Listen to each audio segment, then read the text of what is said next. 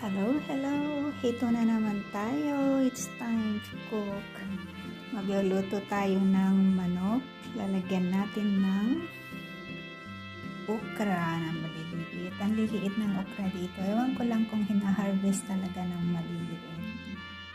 Tapos, igigisa lang natin siya sa sibuyas. Lalagyan natin ng kamatis.